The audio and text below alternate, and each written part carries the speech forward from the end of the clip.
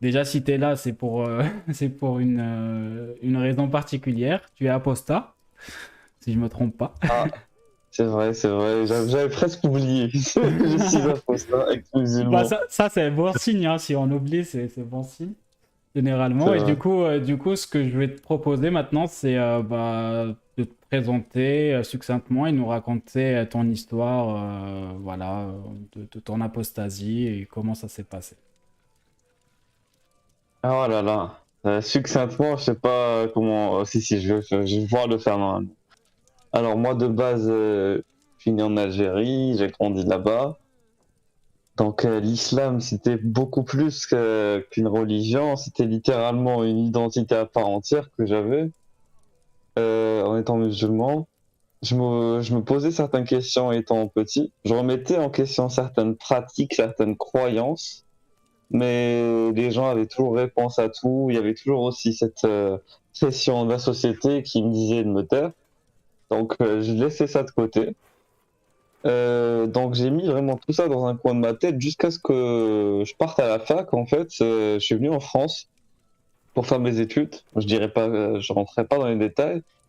Mais à partir de ce moment-là, ça a été un turnover, c'est-à-dire que c'était vraiment un point de rupture, un point de changement où je me suis confronté à des gens qui n'étaient pas comme moi, donc à des athées, à des chrétiens, j'ai même vu des juifs, etc. Donc j'ai pu me réaliser ce que c'était que de ne pas être vraiment musulman. J'ai toujours vécu dans une société où tout le monde était musulman.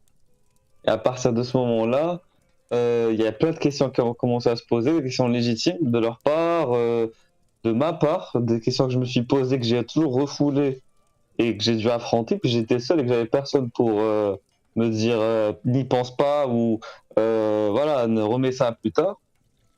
Et ça m'a poussé justement à m'intéresser encore plus à l'islam, donc à lire, à rechercher.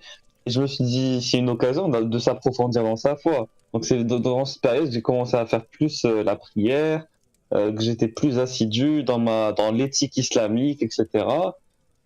Et au final, après beaucoup de péripéties, voilà, on va dire que j'ai fini par apostasier en 2019, fin 2019, de l'islam.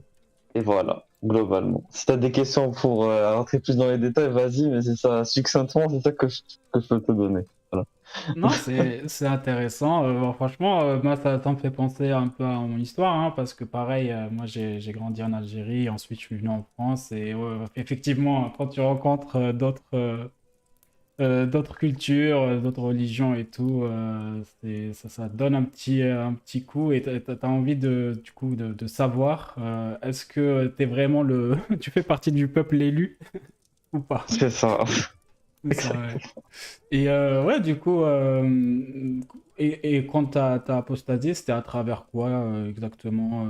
Enfin, dans la pratique, c'était comment du coup? Dans quel sens? Enfin, est-ce que t'as lu des livres? Est-ce que tu t'es renseigné juste sur Internet? Ou est-ce que t'as parlé avec des apostats, tu vois? Alors moi, les apostats, pour être très honnête, à part bien sûr Majid Oukasha, Ouais. qui était très très connu, Majid Oukasha, ça veut dire que quand je suis arrivé en France, déjà un bon moment, euh, Majid, voilà, il traînait sur YouTube, c'est-à-dire que ses vidéos étaient de plus en plus visibles, et donc les musulmans étaient de plus en plus en train de critiquer, donc c'est ce qu'il a mis en avant. Mais en vérité, je m'intéressais pas plus à ça. Je m'en fichais un peu des apostats. Moi, ce qui m'intriguait, c'était justement les musulmans eux-mêmes. Alors que je voyais les chiites, je voyais les salafis, tout ce qui était hors norme. En fait, vraiment en sortant de cet islam algérien dans lequel j'étais baigné, tu vois, que je pensais être un islam. En fait, dans ma tête, regarde, pour moi, il y avait deux islams. Il y avait l'islam de Daesh et des talibans d'Al-Qaïda, je te jure. Et il y avait l'islam de l'Algérie qui était pour moi l'islam du monde entier. En fait, tu vois ce que je veux dire? J'étais très loin de la Ouais, réalité. pareil, Mais franchement pareil. tu vois, c'est qu'en sortant de l'Algérie, je me suis rendu compte que l'islam algérien déjà lui-même n'était pas unique, qu'il y en avait plusieurs. Moi, je savais pas qu'en Algérie, t'avais des personnes qui pratiquaient un islam différent aussi. Ouais. Chez les Mzab, par exemple, en Kabylie, il y a les Zawiya soufis. Voilà, donc c'était pas le même islam que ce que je pouvais connaître.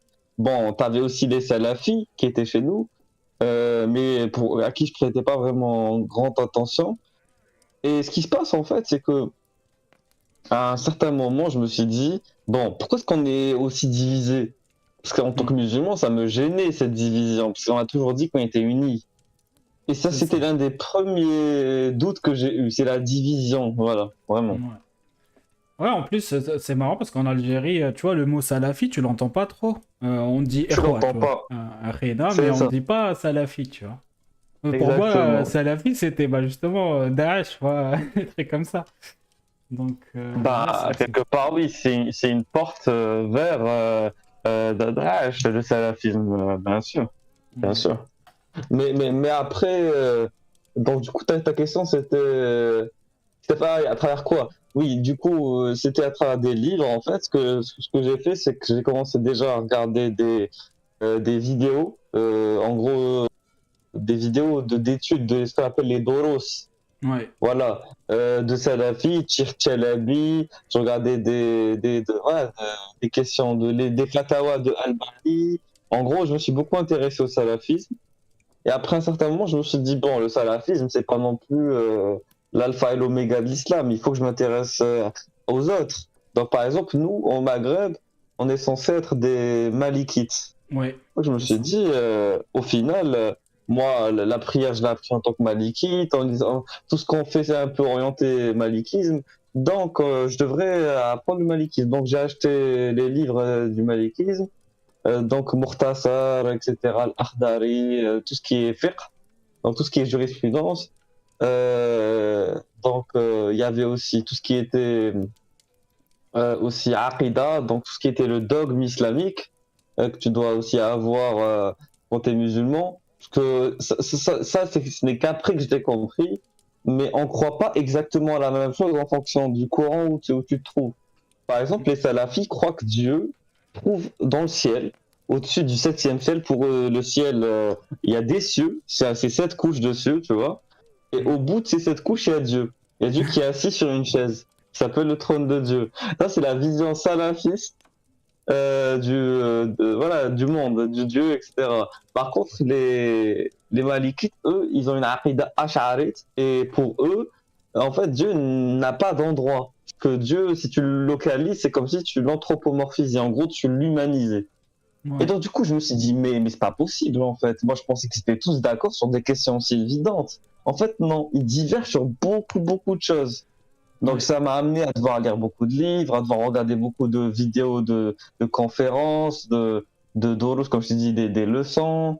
Ça m'a amené à, franchement, à même participer à des rooms discussions avec des chouyours. Voilà, j'étais amené à devoir faire ça. Voilà, à l'époque, j'étais sur Skype avec des liens privés. Franchement, ouais, j'ai galéré. J'ai galéré pour arriver là où j'en suis, honnêtement. Parce que je voulais pas lâcher l'affaire. Je voulais vraiment pas lâcher l'affaire. Je suis passé vraiment par plein de choses. Je suis même allé dans le chiisme, puis je suis passé par Putain, rapidement ouais. par le coranisme. Et donc voilà, c'était un parcours semé d'embûches. Ouais, Voilà. franchement, en plus, quand tu poses la question naïvement, et parce que voilà, quand tu as des doutes sur pourquoi les gens, pourquoi les musulmans ne sont pas unis dans leurs idées, ils te disent, bah, franchement, c'est normal parce que les Arabes, ils sont jamais d'accord, tu vois. Ittafaqa al-arab alla yattafiqu. Voilà, et ça s'arrête là, c'est fini, tu vois. Et pas ça autre chose. Mm. Exactement. Et Mais je crois que les Arabes, les musulmans aussi, ils s'entendent sur rien, faut être honnête. oui, Voilà. oui, Au mais comme final. arabe est égal forcément musulman et musulman est égal Exactement, forcément bravo. arabe. J'attendais que tu fasses le lien. J'attendais que tu Exactement. fasses le lien. Ça marche, bah, très intéressant. Tu vois, aujourd'hui, du coup, il y a le chat qui est avec nous. Donc, je les appelle les Mr. Robot. Et on a Noble avec nous, on a Bou. Et Noble te dit que tu nous fais rattraper le retard mental sur la connaissance de l'islam. Mais c'est vrai. Ah ben.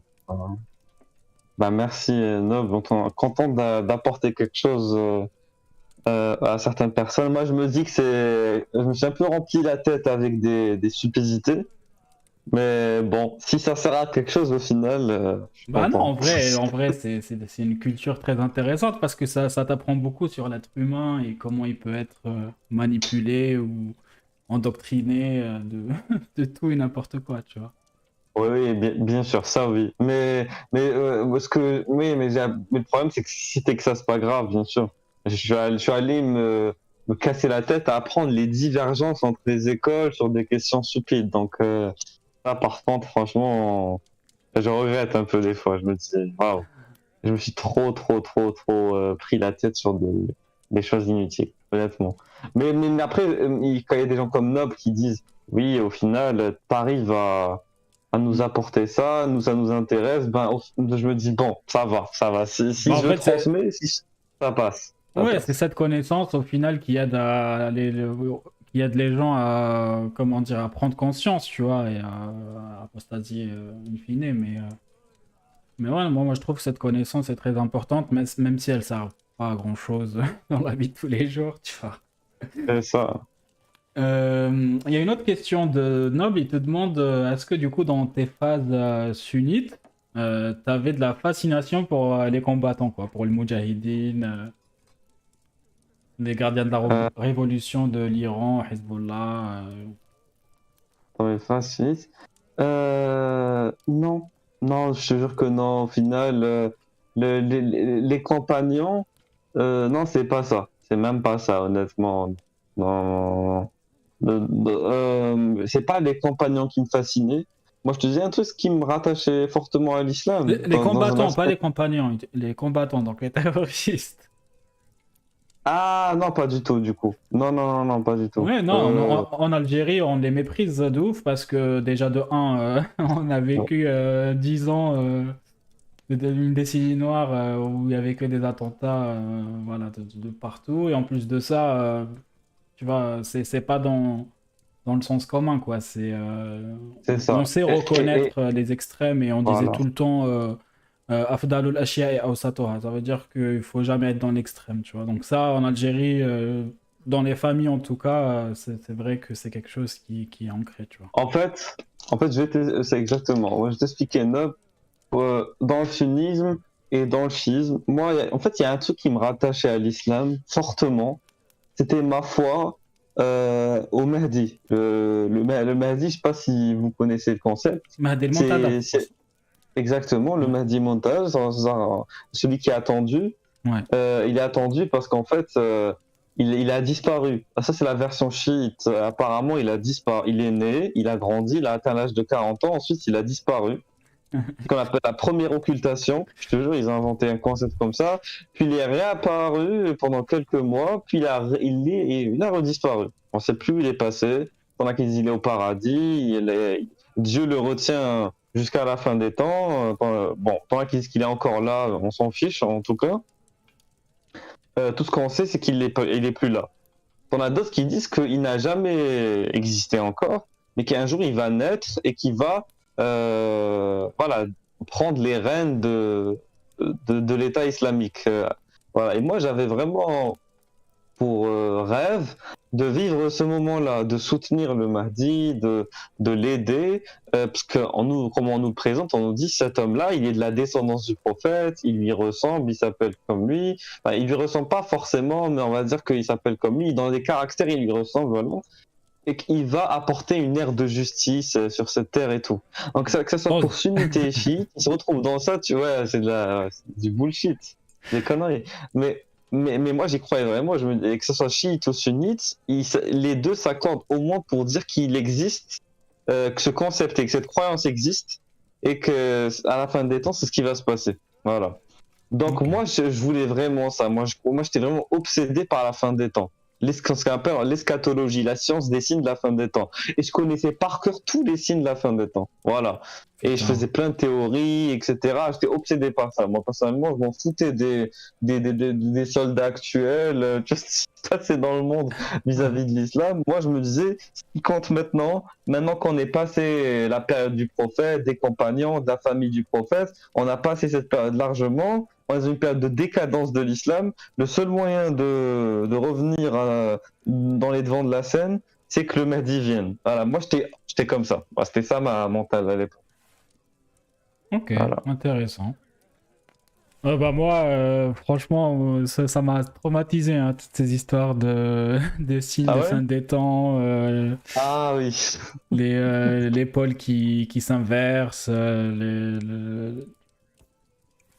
Hadjoudj et Mais Madjoudj, les trucs comme ça. c'est Franchement, c'est exactement voilà, le soleil voilà, qui en gros qui se lève de l'autre côté voilà, donc de l'est vers l'ouest au lieu de l'est vers l'est, etc.